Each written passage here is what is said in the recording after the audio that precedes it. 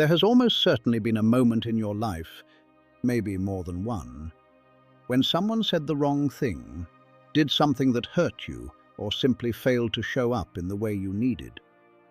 And you lost it. You erupted. You felt something ignite inside you, a fire you did not know how to put out. And when the emotion finally settled, the realization arrived. It wasn't worth it. But by then, it was already too late. You had already lost your inner peace. You had already reacted. You had already stepped into the trap. Why do we keep allowing this to happen? Why do we keep giving other people's words and actions the power to pull us out of our own center? Why does the external keep taking control of the internal? In this video, I am not going to hand you a magic formula, but I will share a key with you. A powerful truth that, if you truly integrate it into your life, can change everything. Because there is a way to live so that nothing and no one has the power to rob you of your peace. Not because you stop feeling, but because you learn not to react blindly. Not because you become indifferent, but because you develop genuine command of yourself. Today we are going to explore the Stoic path, not as an ancient theory gathering dust, but as a practical tool for the pressures of modern life. Because it is possible to live without being constantly irritated by what you cannot control. The world will remain exactly as it is, but it will no longer be able to knock you over. Stay until the end of this video, because today you are going to learn something that most people never figure out. How to make your inner peace truly independent of what others do. Right now, I want you to do one simple thing. Write in the comments, "I choose to reclaim my inner strength, and I will never give it away again." This is not just an interaction. This is an action you are taking for yourself. Because when you write it, you are planting a seed in your own consciousness. You are beginning to reprogram how you respond. That phrase, reinforced and repeated, will settle into your subconscious. And when the right moment comes, it will be your anchor. Now, let's begin. 1. Other people act according to their own nature, not yours. One of the deepest sources of frustration is not the behavior of others itself. It is the expectation that they will think, feel, and respond exactly the way you do. Every person has been shaped by their own history, their own wounds, their own beliefs, and their very limited understanding of the world.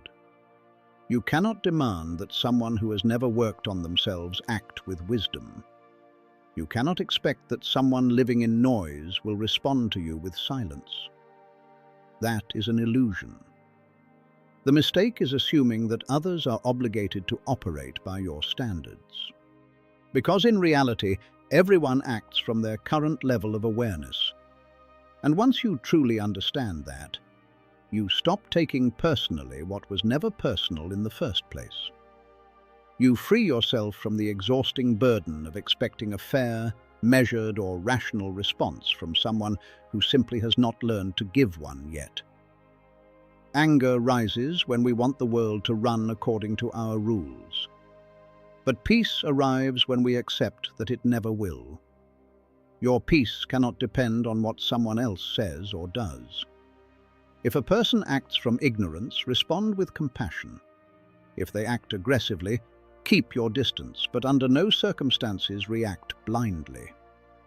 The wise person observes, understands, and moves on, without carrying what was never theirs to carry. When you begin to live from this understanding, you step out of the constant state of battle. You stop fighting the current and start moving with it. Real strength is not about controlling others. True strength is the ability to stop demanding that someone change for the sake of your peace. That is Stoic freedom, acting from your own nature, not as a reaction to theirs. 2. Make self-mastery your highest form of strength. Anger is a fire, but only you decide whether to feed it or extinguish it. It is an instinctive, primitive response, acting without thinking. But precisely here is where the line between a weak mind and a strong one is drawn. A weak mind surrenders to anger. A strong mind commands it. The next time something goes wrong, when someone says something cutting, when someone behaves unfairly, stop. Ask yourself, is this a genuine challenge to my character, or simply an external irritant? In that brief pause lives your real power. This is not about suppressing your emotions. It is about transforming anger into clarity. The Stoics considered self-mastery the highest expression of strength. Seneca said, "The greatest power is power over oneself." And that is not poetry. It is a daily discipline. Every time you choose calm over anger, you become more capable of holding that standard. Think about it. If someone offends you and you respond with aggression, you have handed them your power. But when you hold your composure, you demonstrate one thing with absolute clarity. You decide what you feel and how you act. That is real strength. Picture a soldier in the middle of a battle. What makes him effective is not losing control. What makes him powerful is his ability to think clearly inside the chaos. That is what you are building. Make self-mastery your shield. Allow no one to govern your inner state. Every moment you stay composed in the face of provocation is one more step along the Stoic path. Each one of those moments is forging you into something unbreakable, because the true winner is not the one who won the argument. It is the one who never lost themselves in it. Before we continue, if this video is adding something to your life, I'd appreciate your support with a like and sharing it with someone who could use it. Subscribe and hit the bell so you don't miss what's coming. Now let's move to the third lesson. 3. Release your expectations of other people. One of the most frequent causes of anger is not the actions of others. It is the fact that they failed to meet your expectations. It disappoints you that someone didn't thank you, didn't behave as you hoped, or was simply unfair. But the truth is this: no one is obligated to live up to your expectations. Each person sees the world through the lens of their own experience, values, and beliefs. What you consider respect may mean something entirely different to someone else. Expecting others to think and act the way you do is a recipe for constant disappointment. The Stoics understood this deeply. When you release the expectation that others must behave by your standards, something shifts. You stop waiting for the world to be fair on your terms. You begin to see each person clearly, as they are, not as you need them to be. And in that space, a profound calm becomes possible. Not indifference, but clarity. Let people be what they are. Respond from your values, not from your need for them to change. That is where genuine freedom lives. 4. What you cannot change, accept. What you can change, act on. The dichotomy of control is one of the most important ideas Epictetus ever articulated. There are things that are up to us, and there are things that are not. Our opinions, our choices, our values, our effort, these belong to us. The weather, other people's moods, outcomes, the opinions of strangers, These do not. Most of our suffering comes from refusing to honor this distinction. We exhaust ourselves trying to manage what was never ours to manage. We stay awake, worrying about things outside our reach, while neglecting the one domain where we have genuine authority: ourselves. The next time you feel the pull of anxiety, ask one simple question. Is this within my control? If yes, act. Decisively, clearly now. If no, release it. Not as defeat, as wisdom. Because holding on to what you cannot control does not change it. It only drains you. Marcus Aurelius lived by this principle from the moment he rose to power as Emperor of Rome, one of the most pressured positions a human being could occupy. And he returned to this idea again and again. Focus on what is yours. Let go of what is not. This is not passivity.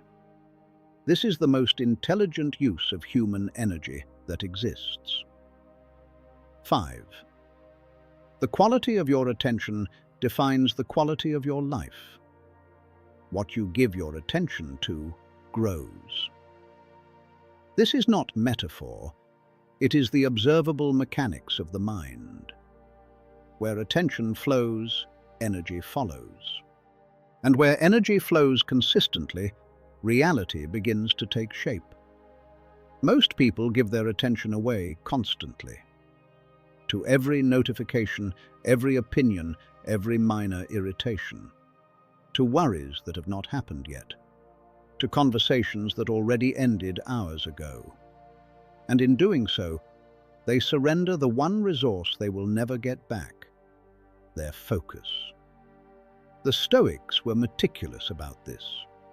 They spoke of it in terms of distinguishing what is in our power from what is not. But the same principle applies to attention. You do not have to give your peace to every situation that demands it. You can choose where your mind goes. Not perfectly, not all at once, but with consistent practice, you can make your attention something deliberate rather than something that is permanently on loan to the world. Start small.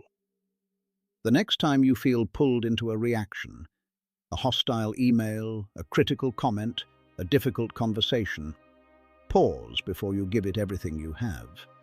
Ask, does this deserve my full attention? Or is there a more appropriate proportion of my energy for this moment? That question alone, practiced daily, will begin to change what has access to you. 6. The highest response is often no response at all. Silence is not weakness. In the Stoic tradition, silence is one of the most disciplined forms of strength. It is the response that takes the most self-control, the most clarity, and the most genuine confidence to deliver. When someone provokes you, they are often doing exactly that, trying to provoke. They are testing whether they can destabilize you, whether you will flinch, whether your peace is actually that solid. And the most powerful reply, the one that communicates your inner strength most clearly, is often to simply not react. Not cold dismissal, not calculated indifference, but a genuine, rooted stillness. A calm that does not feel the need to defend itself, explain itself, or justify itself. This does not mean you never speak. It means you speak from choice, not from compulsion. From clarity, not from the heat of the moment.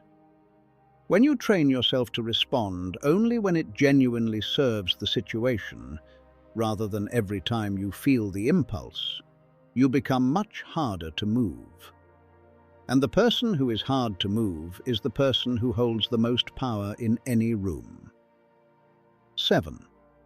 Learn to observe your emotions without being ruled by them. There is a gap between what you feel and what you do. And inside that gap lives every form of genuine freedom you will ever experience. Here is where character is tested. Here is where real inner strength either holds or gives way. You are not responsible for what rises inside you. You are responsible for what you do with it.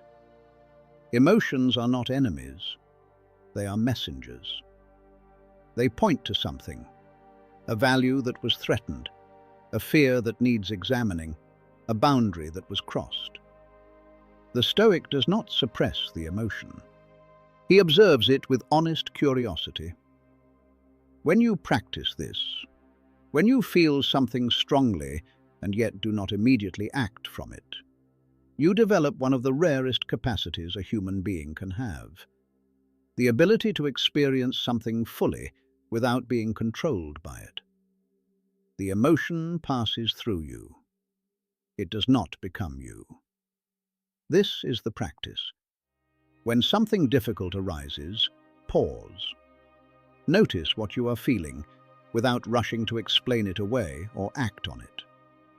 Just observe. Give the feeling space without giving it the wheel. Over time, you will notice that the intensity of emotional reactions begins to decrease. Not because you are shutting down, but because you are no longer afraid of your own inner weather. You become its witness, not its captive. 8. Develop gratitude, especially in uncomfortable moments. It is easy to feel grateful when things are going well, when the sun is out, when relationships feel smooth, when life is cooperating. But the real test of your character comes in the moments when nothing is going to plan, when you are facing disappointment, frustration, or genuine difficulty.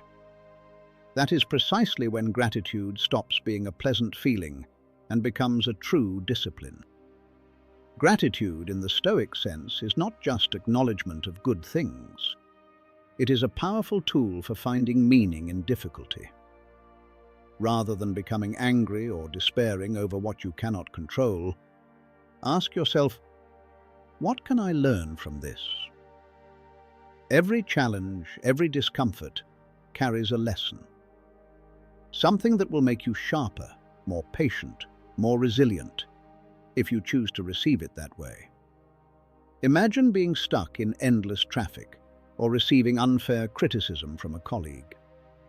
The first instinct may be frustration, but the Stoic perspective sees every uncomfortable moment as a perfect opportunity to practice calm, patience, and self-appraisal. Seneca said the problem is never in the difficulty itself. It is in how we respond to it that determines our peace. Rather than collapsing into the struggle, use these moments to develop the virtues that matter: patience, humility, composure.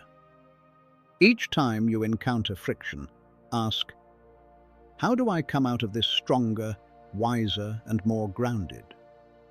When you build this kind of thinking, you begin to realize that while you cannot control circumstances, you can always govern your response to them. And gratitude, practiced in these moments, does not just bring you peace. It transforms you into someone who sees opportunity inside every obstacle. 9. Remember, your peace is a form of power. In a world where noise, speed, and urgency have become the norm, calmness has become one of the most powerful acts of resistance. Many people mistakenly believe that the one who shouts loudest or responds in anger is the one who controls the situation. But the Stoics teach something different. Genuine strength lives in calmness, not in volume. Peace is not softness.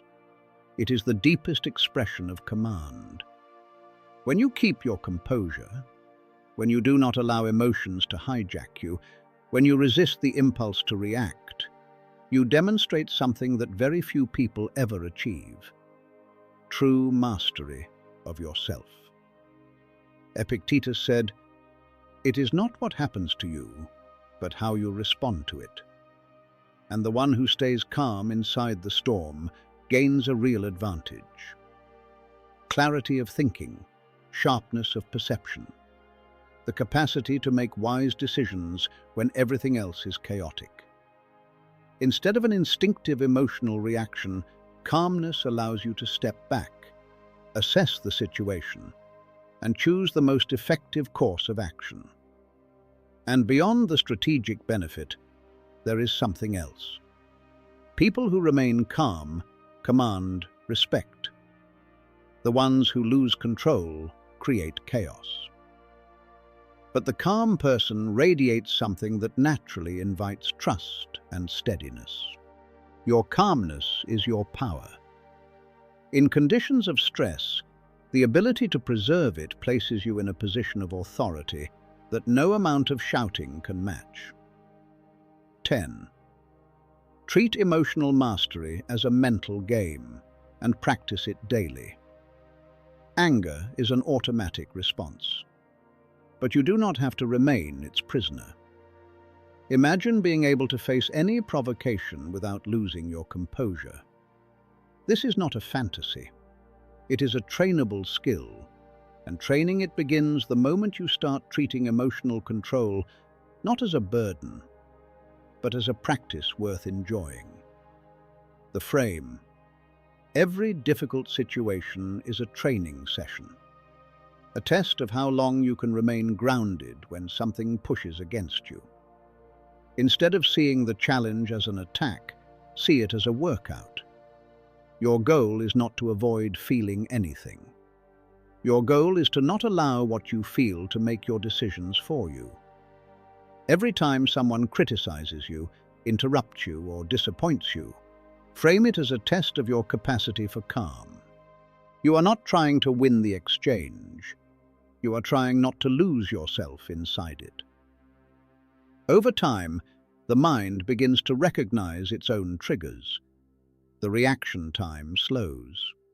The intensity decreases. You become less and less available to the people and situations that used to instantly destabilize you. The first step is understanding that how you respond to anger is always a choice, not an obligation.